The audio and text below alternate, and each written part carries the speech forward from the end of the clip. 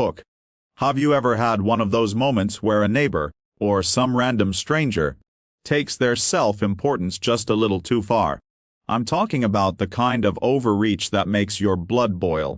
Like, when someone with no real authority suddenly decides they're the sheriff of the block. Well, let me tell you what happened when a couple of fake HOA cops showed up at my house, handcuffed my wife for hanging Christmas lights, and set off a chain of events that would burn brighter than any holiday display we could have imagined. Stick with me, because by the time this story is over, you'll understand why we turned her 17 Harley-Davidsons into ashes, and why it was the most liberating thing we ever did. It started as something simple, hanging lights. My wife Karen loves Christmas more than anyone I've ever known. She's the kind of person who hums carols in July, the type who sees a box of ornaments at a garage sale and rescues them like puppies. Her pride and joy wasn't just our house, but the way she could make it glow for the holidays. That year, she decided to go all out. A cascading display across the porch, glowing icicles dangling from the gutters, and a massive tree twinkling in the front yard. The first night she plugged it in, kids came running from down the street, parents slowed their cars to take pictures, and I swear even the cranky old man 2 houses down smiled. It was perfect. Until the HOA cops showed up. Now, our neighborhood doesn't even have a functioning HOA. The board dissolved years ago after too many disputes. But that didn't stop 2 self-appointed enforcers. Our neighbors, Denise and her husband Todd, from strutting down the sidewalk in navy windbreakers with HOA compliance, ironed on the back like some dollar store FBI agents. They stormed up the porch and barked at my wife. "You're in violation. Lights can't be hung before December 1st. We're going to fine you." Karen laughed at first, thinking it was some twisted joke. But then Todd actually pulled out a pair of handcuffs. "For non-compliance, we have the right to detain you." Before I could process what was happening, they had her wrists behind her back and were leading her down the driveway like a criminal, all because of Christmas lights.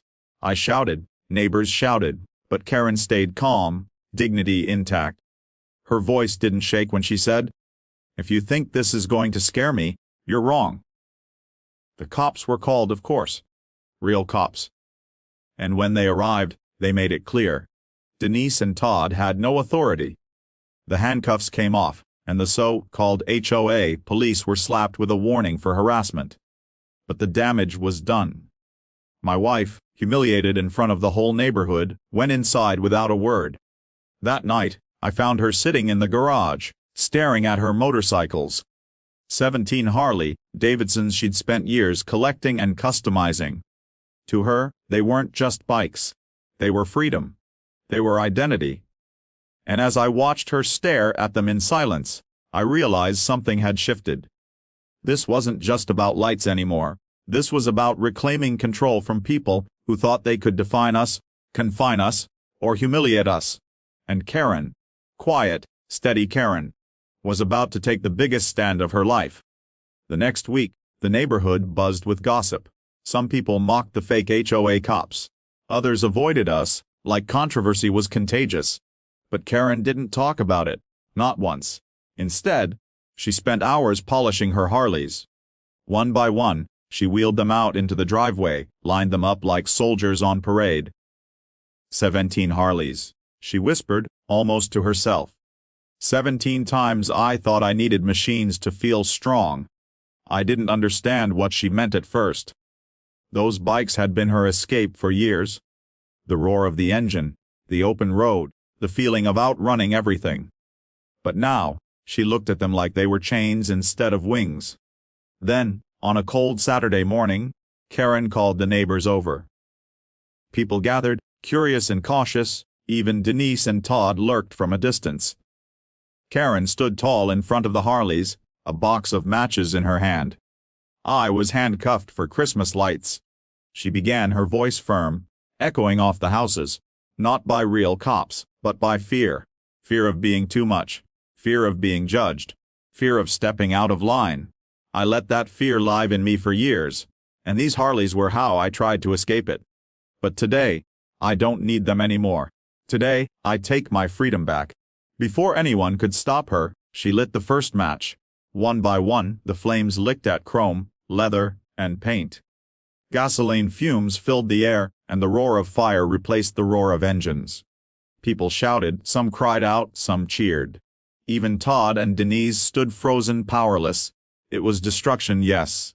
But it was also rebirth. Karen stood in the glow of the inferno, her face illuminated not by Christmas lights, but by the fire of her own courage. When it was done, nothing remained but twisted metal and ash. She turned to me, eyes wet but steady.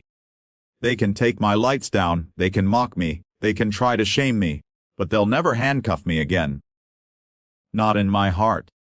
The neighborhood never forgot that day. Some called her crazy. Others called her a hero.